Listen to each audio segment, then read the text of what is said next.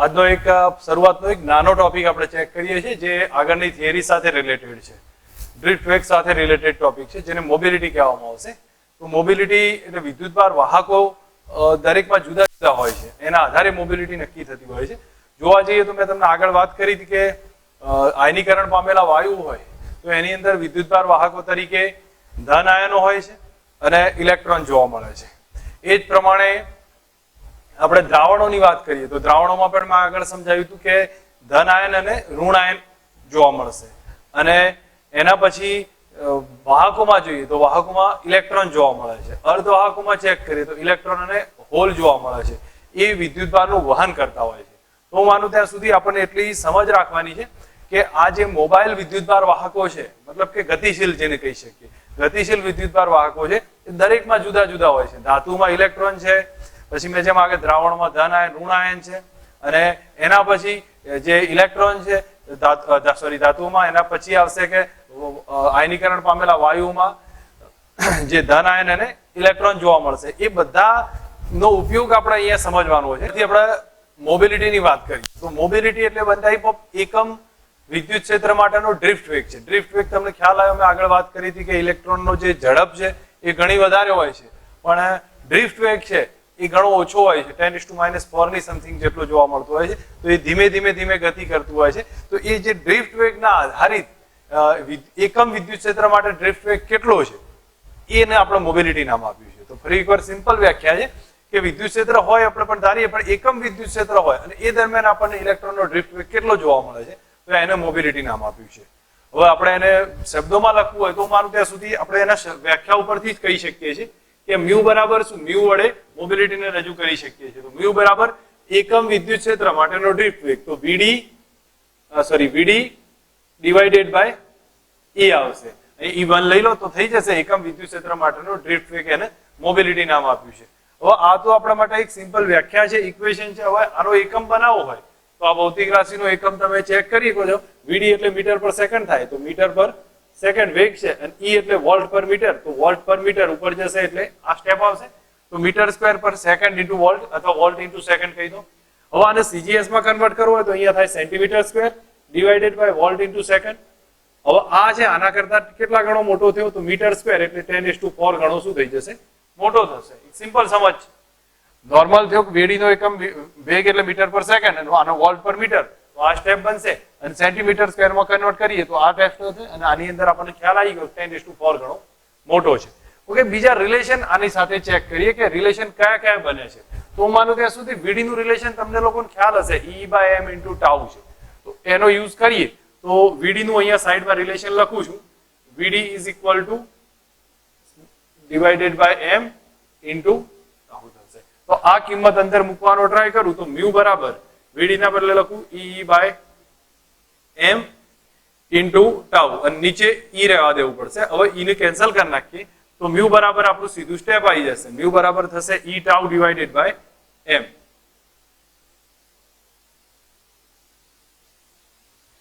આ એક મોબિલિટીનું ઇક્વેશન છે. મોબિલિટીનું ઇક્વેશનનું બીજું રિલેશન પણ આપી શકીએ છીએ. જેમ કે તમને ખ્યાલ હશે કે આ સ્ટેપ હું રહેવા દઉં છું એમને, અને ઈ ના બદલે J × ρ લખીએ તો બી એક બીજું રિલેશન આવશે. જેમ કે હું અહીંયા સાઈડમાં લખું તો VD બરાબર કયું લખાશે, VD is equal to mu into E લખાય, અને VD is equal to mu, E ના બદલે J × ρ લખીએ છીએ.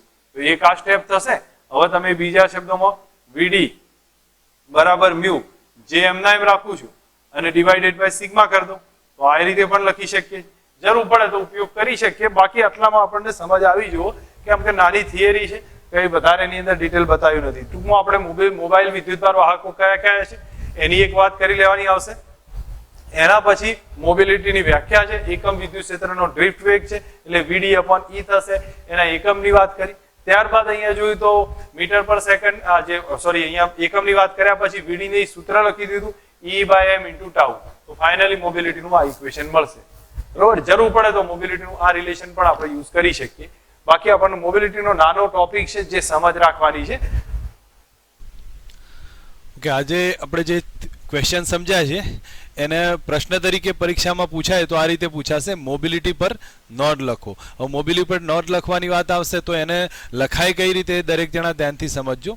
એમાં ટેક્સ્ટબુકમાં જે રીતના સેન્ટેન્સ આપ્યા છે એ જ પ્રમાણે આપણે લખવાનો ટ્રાય કરીશું. તો એમાં કહ્યું છે કે મોટાભાગે ગતિશીલ વિદ્યુતભાર હોય છે એને મોબાઈલ વિદ્યુતભાર વાહકો તરીકે કહેવામાં આવશે. કોઈ પણ ઇલેક્ટ્રિસિટી અથવા વાહકતા જે બી પ્રોડ્યુસ થાય છે એનું મુખ્ય કારણ છે મોબાઈલ વિદ્યુતભાર વાહકો હોય છે.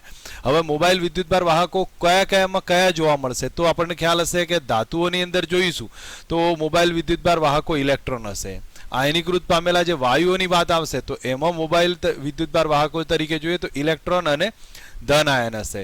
અને દ્રાવણોની વાત આવશે તો દ્રાવણોમાં જ્યારે આપણે વાત કરીશું તો એમાં ધન આયન અને ઋણ આયન જોવા મળશે.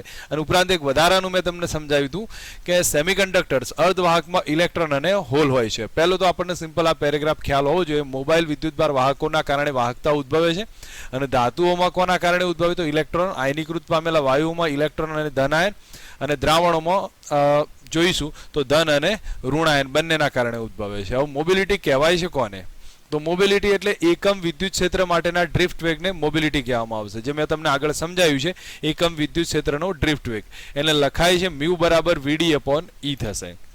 ઓકે, એકમ પછી લખવો પડશે તો એકમ મેં તમને આગળ સમજાવ્યું હતું કે મીટર સ્ક્વેર પર વોલ્ટ ઇન્ટુ સેકન્ડ. એ જ રીતે સેન્ટીમીટર CGS-માં જોઈએ તો સેન્ટીમીટર સ્ક્વેર પર વોલ્ટ ઇન્ટુ સેકન્ડ.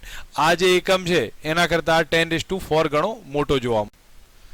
હવે અહીંયા VD ડ્રિફ્ટ વેગ છે. ડ્રિફ્ટ વેગનું ઇક્વેશન આપણને ખ્યાલ છે small E capital E tau divided by m હતું.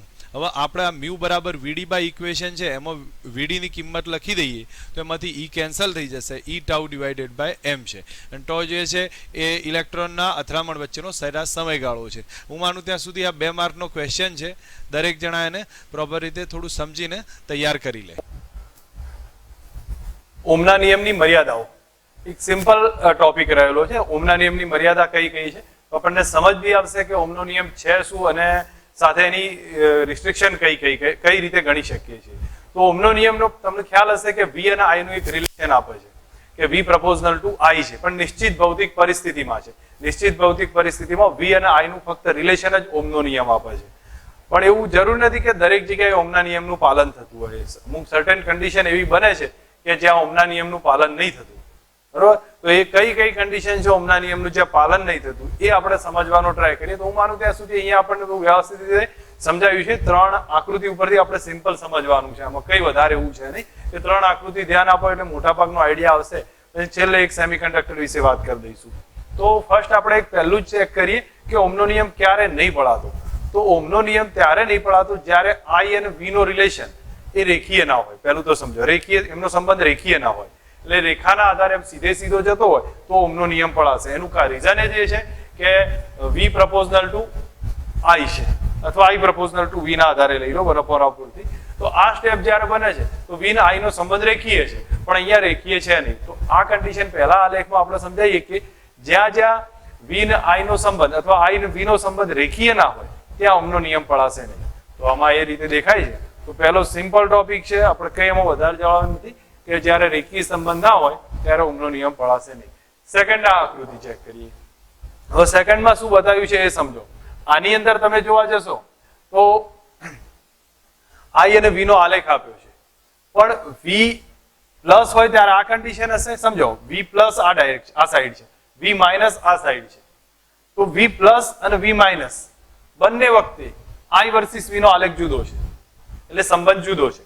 તો V ધન હોય ત્યારે અને V ઋણ હોય ત્યારે I વર્સિસ V નો આલેખ જુદો જોવા મળે છે. તો અહીંયા આવી કન્ડિશનમાં ઓહમનો નિયમ ના પડાય. તો આપણે સિમ્પલ લખવું હોય શું કહી શકીએ, I વર્સિસ V ના રિલેશનમાં જો V ની સંજ્ઞા ઉપર આધારિત હોય, આલેખ V ની સંજ્ઞા ઉપર આધારિત હોય, એનો મતલબ કે ધન હોય ત્યારે ઋણ હોય ત્યારે આલેખ જુદો જોવા મળતો હોય તો એ કન્ડિશનમાં ઓહમનો નિયમ પડાશે નહીં. બીજા શબ્દોમાં અહીંયા જો 0.2 વોલ્ટ અને અહીંયા 2 વોલ્ટ એટલે વોલ્ટેજના મૂલ્યમાં ફરક જોવા મળે છે તો એ કન્ડિશનમાં પણ ઓહમનો નિયમ પડાય નહીં.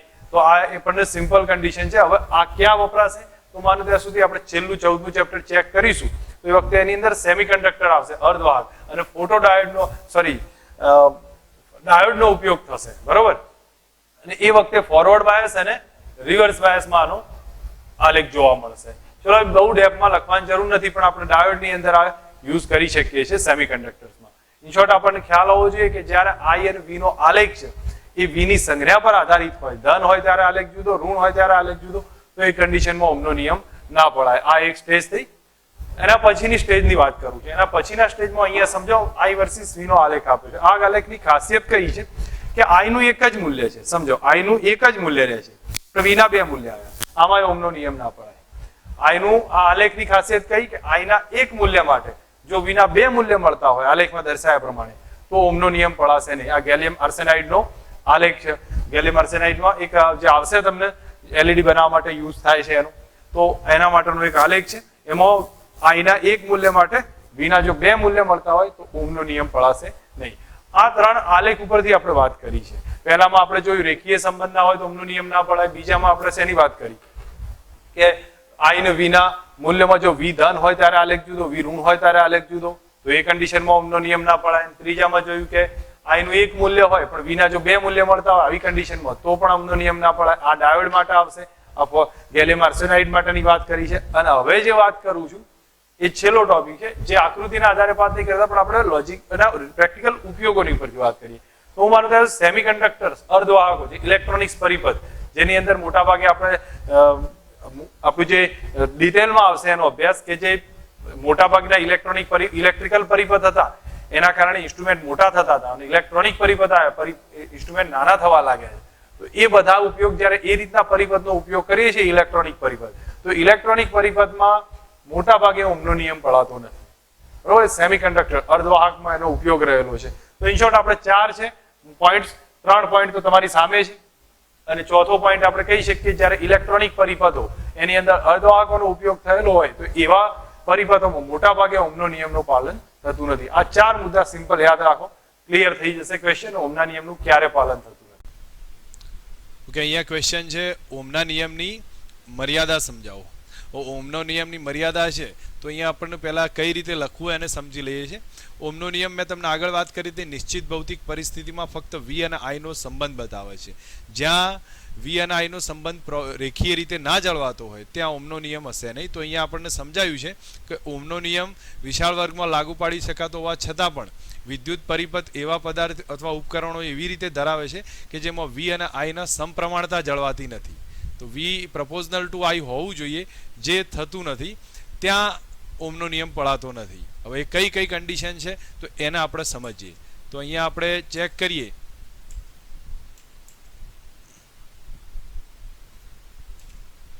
તો અહીંયા જે બતાવ્યું છે એની અંદર કહ્યું છે કે V અને I સમપ્રમાણમાં ના હોય તો આપણે પહેલો જ આલેખ ચેક કરીએ છીએ. પહેલા આલેખમાં બતાવ્યું છે V અને I જો ગ્રાફ છે એ આમ વળે છે, જો સમપ્રમાણમાં હોય તો સીધો જ જતો હોય, તો એ નહીં થતું એનો મતલબ ત્યાં ઓહમનો નિયમ પડાતો નથી. તો આપણને એક પહેલો સ્ટેપ ખબર પડી જશે.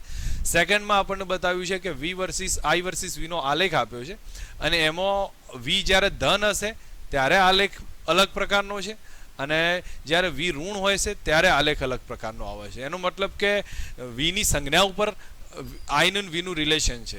એ કન્ડિશનમાં ઓહમનો નિયમ પડાશે નહીં. તો અહીંયા બતાવ્યું છે V અને I ના સંબંધ છે એ V ની સંજ્ઞા ઉપર આધાર રાખે છે.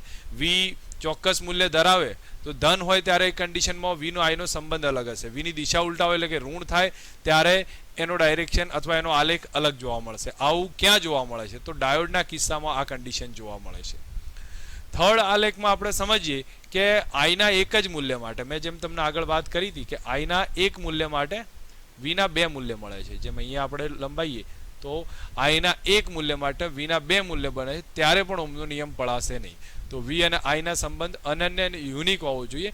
I ના એક મૂલ્ય માટે જ્યારે V નું એકથી વધારે મૂલ્ય મળે એવી કન્ડિશનમાં ઓહમનો નિયમ પડાશે નહીં. અને એનું ઉદાહરણ છે ગેલિયમ આર્સેનાઇડ, જે LED બનાવવામાં યુઝ થાય છે. મોટા ભાગે એનો એક સામાન્ય ઉદાહરણ આપ્યું. સાથે ચોથો પાર્ટ છે એની અંદર આપણે સમજીએ કે આ ત્રણ તો આપણે ગ્રાફના આધારે વર્ણન સમજાય છે.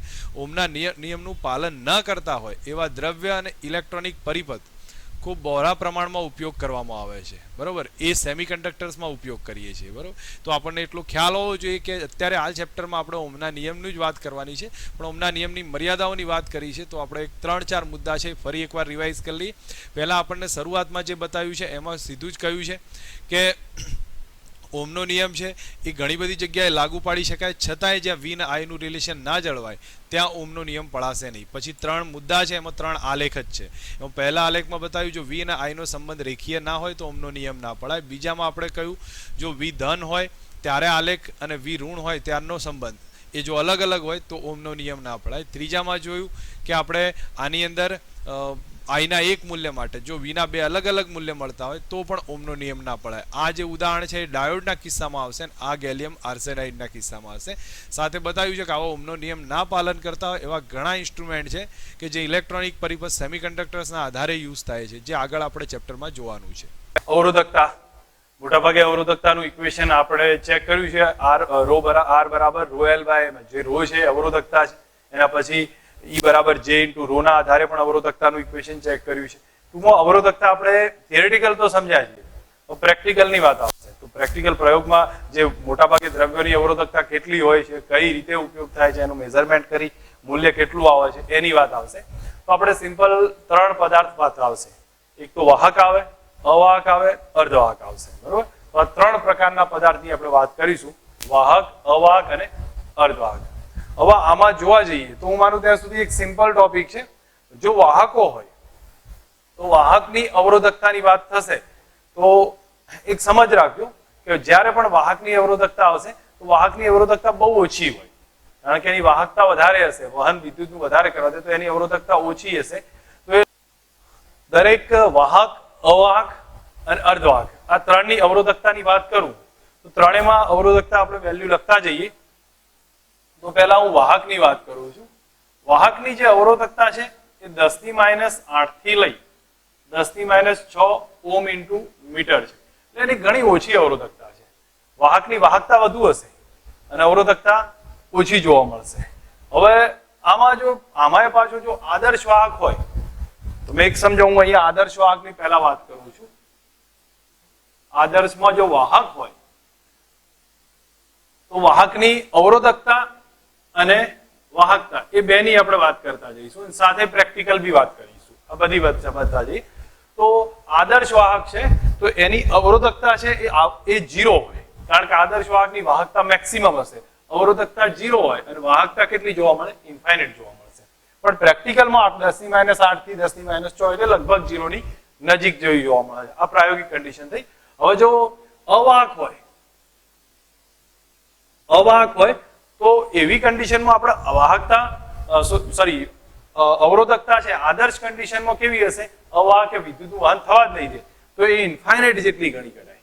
અને વાહકતા એની કેટલી હશે? 0 હોય અવાહકમાં વિદ્યુતનું વહન જ નહીં થાય. બરોબર? અને પ્રેક્ટિકલમાં એની વેલ્યુ જોવા જઈશું તો એ લગભગ 10⁻18 ઓમ ઇન્ટુ મીટર જોવા મળે છે. હવે આ બધી સામાન્ય ડિટેલ થઈ. તો વાહક કયા હોય છે? તો મોટાભાગની ધાતુઓ કેવી હોય છે? વાહક હોય છે. તો અવાહક કયા છે? કાચ છે, પ્લાસ્ટિક છે, રબર છે, એ બધા કયા ગણવામાં આવશે? અવાહક ગણવામાં આવશે. તો આ બધા એના સામાન્ય ઉદાહરણ થયા છે વાહક, અવાહકના. હવે અર્ધવાહકની વાત આવશે. તો અર્ધવાહકમાં કોઈ આદર્શ વાત નહીં આવે, પણ આપણે અહીંયા સિમ્પલ લખીએ છીએ. અર્ધવાહકની અંદર સમજીએ તો અર્ધવાહકનું આપણું આખું છેલ્લું ચેપ્ટર છે, હું માનું ત્યાં સુધી ચેપ્ટર 14, એની અંદર મોટા ભાગની ડિટેલ આપણને અર્ધવાહકની આપેલી છે. તો હાલ તો એના ફક્ત હું વાત કરીશ તો આપણને એનો ડિટેલ એ વખત સમજીશું તો વધારે ખ્યાલ આવશે. અત્યારે તો હું ફક્ત આઈડિયા જ આપું છું કે આ અર્ધવાહક છે એની વાહકતા છે એ આ બેની વચ્ચે હશે. હવે એની વચ્ચે અર્ધવાહકની એક ખાસિયત છે કે જેમ જેમ ટેમ્પરેચર વધે એમ એની અવરોધકતા ઘટવા લાગે અને વાહકતા વધવા લાગશે. જેમ જેમ ટેમ્પરેચર વધશે તો એમ વાહકતા વધશે. એનું કારણ શું થાય કે એના ઇલેક્ટ્રોન બધા બંધિત અવસ્થામાં હોય અને જેવું તાપમાન વધે એટલે સહસંયોજક બંધ તૂટવા લાગે. તૂટે એટલે ઇલેક્ટ્રોન મુક્ત થાય, ઇલેક્ટ્રોન મુક્ત થાય એટલે વાહકતા વધે, વાહકતા વધશે એટલે અવરોધકતા ઘટશે. પણ આ ટેમ્પરેચર કન્ડિશન અને એના આધારે ઇલેક્ટ્રોનિક પરિપથો મેક્સિમમ યુઝ થાય છે. તો અર્ધવાહકનો મોટાભાગનો ઉપયોગ છે ઇલેક્ટ્રોનિક પરિપથમાં થાય છે. તો આપણને 3 કન્ડિશનમાં હું માનું ત્યાં સુધી સિમ્પલ અંદાજ હોવો જોઈએ, કોઈ વધારાની અંદર ડિટેલ છે નહીં. આદર્શ વાહક હોય તો એની વાહકની અવરોધકતા છે 0 હોય અને વાહકતા છે ઇન્ફાઇનાઇટ હોય. પણ પ્રેક્ટિકલ છે એ આટલી મૂલ્ય જોવા મળે છે. અવાહક હોય તો અવાહકની અવરોધકતા ઇન્ફાઇનાઇટ હોય છે, વાહકતા 0 હોય છે. એની પ્રેક્ટિકલ વેલ્યુ આટલી જોવા મળે છે. ઓકે, હવે એના પછી સમજીએ કે ધારો કે અર્ધવાહક આવ્યું અને આના ઉદાહરણ સમજી લો. આ ધાતુ આના ઉદાહરણ છે. આના ઉદાહરણ કાચ, પ્લાસ્ટિક, રબર એ બધા છે. હવે અર્ધવાહકની વાત કરીએ તો અર્ધવાહકમાં મોટા ભાગે શું થાય? ટેમ્પરેચર વધશે, અવરોધકતા ઘટશે, વાહકતા વધશે અને એનો ઉપયોગ છે મોટા ભાગે ઇલેક્ટ્રોનિક પરિપથમાં આપણે વધારે કરવામાં આવે છે. ઓકે, હવે નેક્સ્ટ ક્વેશ્ચન બને છે એના પછી કે જુદા જુદા દ્રવ્યની અવરોધકતા સમજાવો. તો હું માનું ત્યાં સુધી આ ક્વેશ્ચન સિમ્પલ છે અને આપણને યાદ રહે એવો છે. અવરોધકતા કેટલી હશે? તો આપણે સુવાહક, અર્ધવાહક, સુવાહક, અવાહક ને અર્ધવાહક એ ત્રણની વાત કરવાની છે. તો અહીંયા આપણને સિમ્પલ હિન્ટમાં કહ્યું છે અવરોધકતાના ચડતા ક્રમમાં વાત કરી. તો સુવાહક આવશે, પછી અર્ધવાહક આવશે ને અવાહક આવશે. અવાહકની અવરોધકતા સૌથી વધુ હશે, સુવાહકની સૌથી ઓછી હશે.